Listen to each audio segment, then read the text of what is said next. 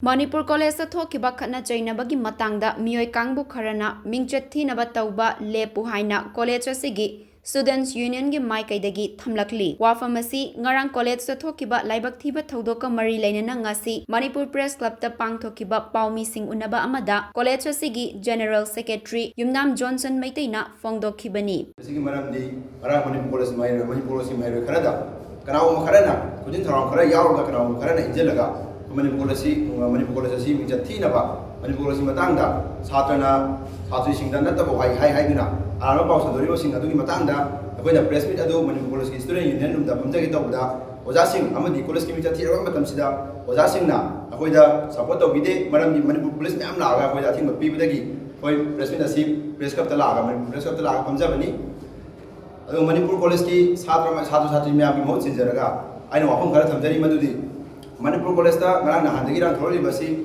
tangkun umdoi da Manipur College ki student union ki secretary mayam pullaga satra khara wangang hai bi mayokta akoina satri sing adu union room da kaukhatlaga samthongna ba akoina sengdokna ba kai mai ta ba koi secretary sing da kai ta honing ba lei hai bi matang da samthongna ba kaujaba kanda kaukchalu ba ga adu da jaba kanda yoi khara na injalaga mahagna secretary sing asi yolamani matang da akoina yolami mawon injalami ba satra adu kaukhatlaga hangba kanda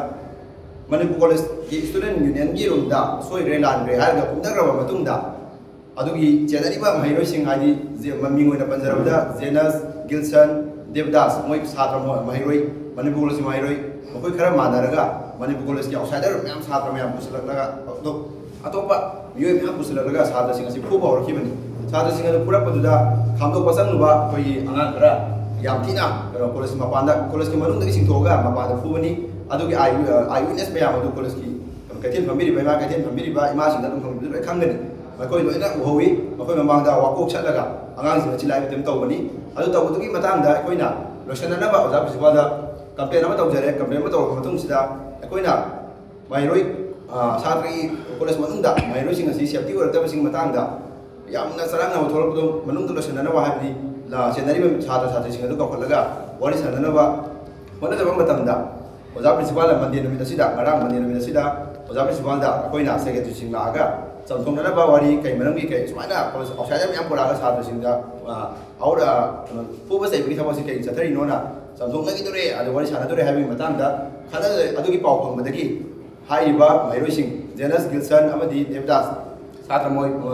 mairoi khara asina amu outside am puraga college mapanda atu outside higher secondary satra am komaga laaga college mapanda gi get tamna ojama yanda mairoi sing da nung langden ba adagi utuk watuk pairaga college mapanda moina mudai jami thokse college manungda laiba mairoi sing da award ani chatharakpani adui matangda akoina haijaning madi ngarang makoina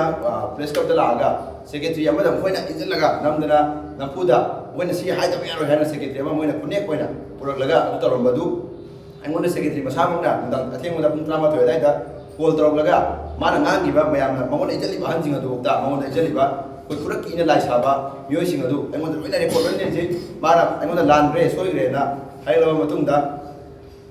koina adu aina namona injaliba adu mangona ngarang press club ta phamgiba secretary ama Manipur College student union gi magazine secretary ama da kana ko makhara na injalaga mangona mi chathi na matangda ko college ki matangda college ki chhatri sing de ija sokki matangda palaga wa angan badu college secretary masamang na ayaba yaudana kana ko khara na miyoi khara na injalaga mangona angai mane ai se mona ko record le jai secretary masamang ne konda ko daraga soi gre ai sing dorkli aduga marang Manipur College ki chhatri ama nupi oi bigi ija chokpa amongda college chhatra khara na ngangi hai badu soina bani hai bise college adugi chhatri adugi parents ne mona ko daraga soina bani ehen ba wa hai ki balai te mangona kana ko khara na miyoi khara na kujil tarang yauraga miyoi khara na injalaga ngangan bani hai bise ai mona ko record loi le jai anang du masamang na parents masamang na mona lan re soi gre college mi jathi na ba tawdu mangona miyoi khara na injalaga ngangan bani hai bise mona proof loi le jai aduga ngasi aina haijaning budi Manipur College ki hojik tholi irang asi atai kainta gi nate college outsider myam pusalaga college manungda gunda saduna college manungda secretary myam koi union Manipur College student union bu mijathi na wona ba college ki secretary laiba koi nipa asi tokai ta na wona ba miyoi khara na silaga tuni sarang yar ba silak bani adum matungda sigu mathabak si tawbigano aduga Manipur College ki mairoi khara सोपन यावरीबसी मयूमदा चलगा नखोय मोय सेटन तौबीबा नखोय आके खंगनबा अदगी नखोय मयूम थोलपदा मोय अवाब तानी हायना Simba गुंडाई जंग थबकसे यामना Manipur college तौजमक तौरी अखोय proof लोय लेजै अदुगा आइना अरोयबदा हाइजनिंगबदी Manipur college student union की छात्र मयाम छात्र छात्री मयाम की मोह सिलगा आइना हाइजनिंगबदी मणिपुर कॉलेज ता सिंग थबकसे तौबिगनु मतुंगा करिउमा तौरक तारगदी मणिपुर कॉलेज स्टूडेंट यूनियन की माइकैदगी जोकनबा खोंथांग अदु संसिलवा हाइनाय लेते अदुगा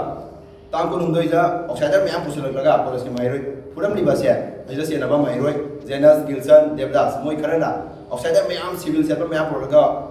चाइतो पुतो मैम पायरगा साथदा ओनैबा पुबा सेबा तौरनिबासी मेडिकल रिपोर्ट लोय लेजै अना असोपा ओजा प्रिंसिपल मसाम यावना नटिसिंग स्टाफ मैम यावरगा हंगमलाई रिम्सता नमितुदा सिगुंबा थौदो थोलिबा माइरोय सिंग असि कॉलेज अथॉरिटी ना